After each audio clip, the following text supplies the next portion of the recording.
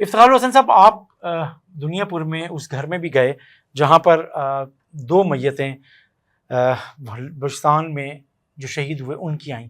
اس سے پہلے ان کے والد کی تدفین بھی چند گھنٹے پہلے ہی وہاں ہو چکی تھی. ایک ہی گھر میں والد اور 2 بیٹوں کی میتیں یہ ظاہر کر رہی تھیں کہ یہ سانحہ بلوچستان کتنا بڑا ہے. یہ تو صرف ایک گھر کی کہانی تھی، یہ ایک گھر ہے جہاں کے ماحول کو آپ نے وٹنس کیا، لیکن ایسی کہانیاں تو کم از کم 9 شہداء کے گھروں میں ہوئیں، مختلف علاقوں میں جو پنجاب میں یہ میتیں لائی گئیں. دنیا پور میں جس گھر میں یہ سب کچھ آپ نے وٹنس کیا، اس دکھ کو آپ نے دیکھا، محسوس کیا، اس دہشت گردی کی واردات کے بعد لوگوں پر کیا بیتتی ہے اس کو آپ نے دیکھا.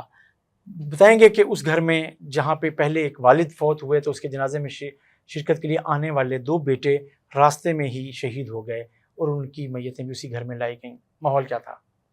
جمشید صاحب، سب سے جو اہم بات ہے نا، قابل ذکر بات، وہ تو اس عظیم ماں کی جو گفتگو ہے، اس عظیم ماں کا جو صبر ہے، اس کی جو ہمت ہے، اس کو سلام ہے.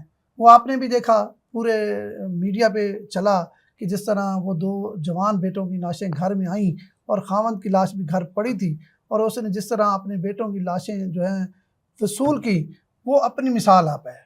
اس پہ بہت سارے جو ہے نا پاکستان دشمن عناصر وہ اس کو رنگ دے رہے ہیں کہ اس کے بیٹے فوجی تھے. یہ بڑی اہم بات ہے، اس کو کلیئر کرنا بڑا ضروری ہے.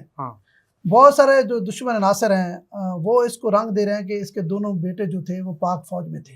میں آپ کو بڑا کلیئر بتا رہا ہوں کہ اس گھر میں کوئی بندہ پاک فوج کا ملازم نہیں تھا. یہ دونوں جو بیٹے اس کے شہید ہوئے ہیں، ان کی وہاں کوئٹہ میں دکان ہے. آپ کو ایک اور بھی بات بتاؤں کہ دنیا پور سے کوئی جو تور برادری ہے، اس کا کوئی 400 سے 500 گھرانہ وہاں آباد تھا بہت عرصہ پہلے کا کوئٹہ میں. اب دہشت گردی کی وجہ سے ابھی بھی کوئی 200-250 گھرانہ وہاں پر آباد ہے. یہ بھی اپنے بہنوئی کے ساتھ وہاں کسی شاپ جو ہوتی ہے، یہ جو سیل والی شاپ ہے، انہوں نے اس طرح کی کوئی شاپس بنائی ہوئی ہیں. تو یہ جب والد ان کا فوت ہوا تو یہ وہاں سے 2 بھائی نہیں آ رہے تھے، اس خاندان کے 10 افراد آ رہے تھے. ٹی وی چینل پہ اور عام طور پر اخبارات میں یا جو لوگوں تک خبر جا رہی ہے وہ یہ تھی کہ یہ 2 بیٹے جو ہیں وہ اپنے باپ کی میت پہ آ رہے تھے. ایسا نہیں ہے، ان کا پورا خاندان آ رہا تھا، جس کے ٹوٹل افراد کی تعداد 10 تھی، جس میں 4 جو ہے نا وہ بڑے میل تھے، باقی بچے اور خواتین تھی. 4 جو میل تھے ان میں سے 2 کو پہلے اتارا گیا، ایک اس کو جو 2 بھائیوں میں شہید ہوا ہے، ایک اس کو، اور ایک ان کا بہنوئی عمران جو ان کو کوئٹہ لے گیا تھا، جس نے وہاں ان کا بزنس کرایا، کاروبار کرایا، وہ تھا. پھر اس کا جو چھوٹا بھائی ہے وہ اترا اپنے بھائی کے لیے، تو اس کو بھی انہوں نے ساتھ لے لیا بچانے کے لیے. ایک بھائی کو اتارا گیا، ہاں جی، دوسرا بھائی اس کو بچانے کے لیے گیا تو انہوں نے اس کو بھی روک لیا، اس کو بھی نیچے روک لیا. چوتھا جو ان کا گھر کا فرد تھا، اس نے بس کے نیچے لیٹ کے اپنے آپ کو بچایا ہے، بس کے نیچے ہی لیٹر آیا ہے. جب یہ اس کو لے گئے، ان کو شناخت ہوئی ہے، تو جو ان کا بہنوئی تھا عمران، اس کے بقول وہ کہتا ہے جب میں کوئٹہ سے روانہ ہوں تو میرا وہاں ایک پرانا دوست ہے، تو اس نے مجھے کہا کہ آپ نے میرا شناختی کارڈ لے جائیں، ممکن ہے آپ کو راستے میں روکیں اور شناختی کارڈ دیکھیں گے تو میرا شناختی کارڈ کوئٹہ کا ہے، آپ کی اور میری شکل بھی ملتی جلتی ہے. تو اس نے اس کا شناختی کارڈ لے لیا. جب ان کی شناخت ہوئی تو ظاہری بات ہے یہ دونوں ان بھائیوں کے شناختی کارڈ پنجاب کے تھے، ان کو انہوں نے مار دیا. جو ان کا بہنوئی عمران جس کو بچایا گیا، اس کا شناختی کارڈ اپنا تو نہیں تھا، اس کے دوست کا تھا، لیکن وہ کوئٹہ کا تھا اور اس کو تھوڑی بہت فارسی بھی آتی تھی. جو ان کا کمانڈر تھا وہ فارسی میں بات کر رہا تھا، جو حکم دے رہا تھا، تو اس نے حکم دیا کہ اس کو چھوڑ دو، تو لہٰذا اس کو چھوڑ دیا گیا. ٹوٹل ان کا جو ٹارگٹ تھا 9 لوگوں کو مارنا تھا، کچھ 1-2 شاید اور بھی پنجابی اس بس میں بچ گئے ہیں. اچھا، اس میں آپ بڑی حیران کن بات کر رہے ہیں، نہ وہ دہشت گرد تھے، نہ وہ بلوچی بول رہے تھے، نہ وہ اردو بول رہے تھے، نہ وہ پشتو بول رہے تھے. بقول آپ کے جو آپ کو بتایا گیا کہ ان کا جو کمانڈر تھا وہ جو حکم دے رہا تھا وہ فارسی بول رہا تھا. یہ ایک بالکل نیا اینگل ہے جو آپ آئیڈینٹیفائی کر رہے ہیں، چیزیں کر رہے ہیں، سامنے آ رہی ہے یہ بات. بالکل ایسے ہے. وہ بتا رہا ہے کہ کیونکہ میں ایک عرصے سے کوئٹہ رہتا ہوں تو وہاں پہ کوئٹہ میں بہت فارسی بھی چلتی ہے، تو مجھے بھی ٹوٹی پھوٹی جو ہے نا وہ فارسی آتی تھی. جو اس نے مجھے سوال 1-2 کیے ہیں تو میں نے ان کا جواب فارسی میں دیا ہے، تو اس نے کہا اس کو واپس موو کرو بس میں، تو وہ واپس آ گیا. باقی سب کی ایک بندے نے کہا کہ مجھے سجدے میں گولی مارے، یہ بقول اس کے کہتے اس کو میرے سامنے انہوں نے کہا جس کر سجدہ، تو سجدے میں ہی اس کو گولی ماری گئی ہے. جب اس کی تصویر آپ نے دیکھی جب آئی ہے تو وہ الٹ پڑے ہوئے تھے، وہ سجدے میں ہی تھے، وہ جو صاحب تھے. باقی یہ جو پروپیگنڈا فوج والا تھا یہ بالکل جھوٹا پروپیگنڈا ہے. اچھا، یہ سجدے والی بات ہے. دو چیزیں ہیں، ایک تو وہ اپنے آپ کو بطور مسلمان اللہ تعالیٰ کے حضور وہ پیش کر رہے تھے، اور دوسرا یہ تھا کہ شاید وہ وطن کی مٹی پر بھی سجدہ کرتے ہوئے قربان ہوتے ہوئے. یہ دونوں ہی زاویے ہیں اس کے، اور دونوں ہی میرا خیال ہے پہلو سامنے رکھیں.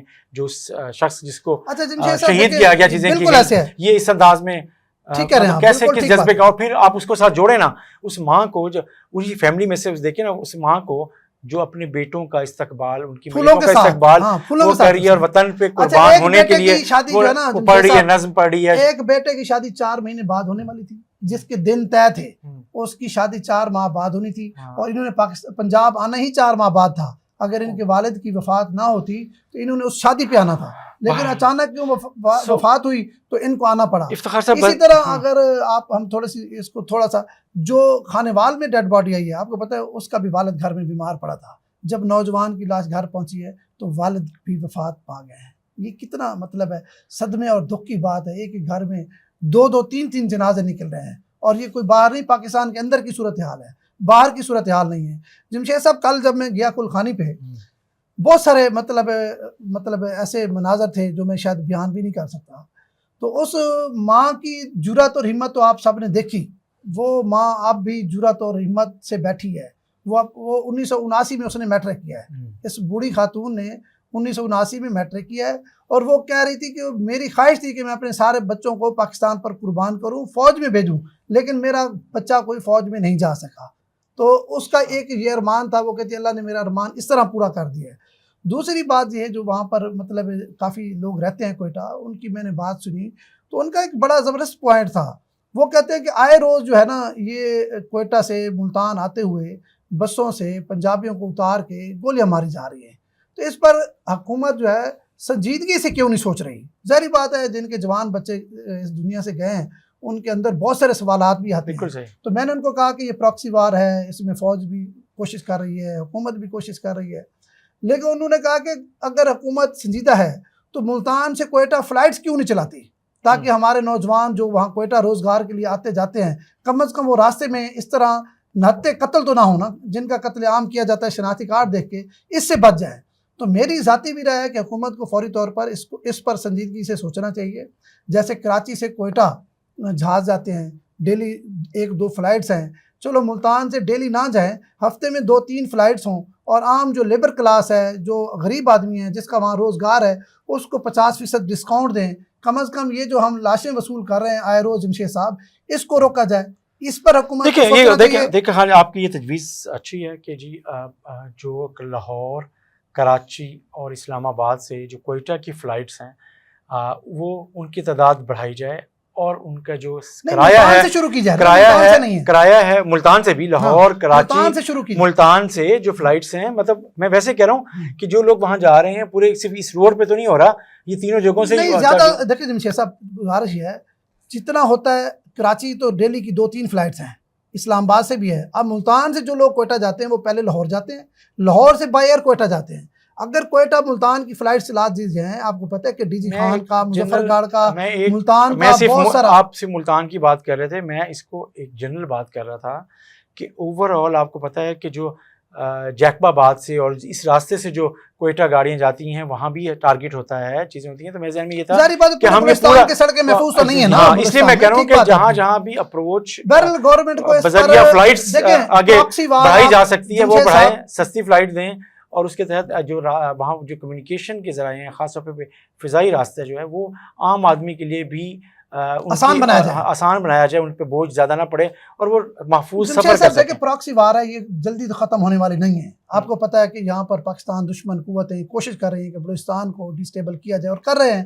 اس پر حکومت کم از کم متبادل راستہ دے. اور ایک بات اور میں ایڈ کرنا چاہتا ہوں، دیکھیں یہ پہلا واقعہ نہیں ہے، پہلے بھی بہت سارے ہمارے مزدور جو ہیں وہ کوئٹہ سے، بلوچستان سے، جن کو نہتے قتل کر دیا جاتا ہے، رات کو سوئے پڑے ہوں بھی کیا جاتا ہے، سڑکوں پر بھی کیا جا رہا ہے.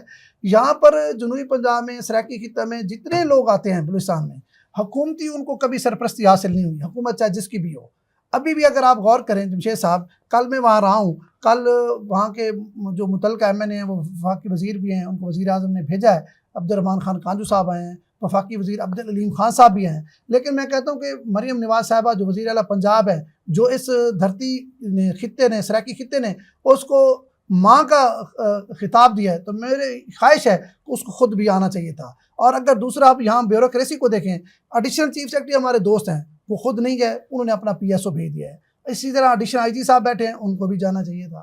کمشنر RPO جو لوگ ہیں، کم از کم اس طرح ایک گھر میں 2 لاشیں ہی ہیں تو کم از کم ان کو، ان کی کم از کم کیا کہتے ہیں اس کو، ان کی حوصلہ افزائی کے لیے، ان کی دل جوئی کے لیے اگر کوئی سرکاری سرپرستی ہوتی تو میرے خیال میں وہاں لوگوں کے غم میں کچھ نہ کچھ فرق ضرور آتا۔ سمجھتے کہ ریاست ہمارے ساتھ کھڑی ہے۔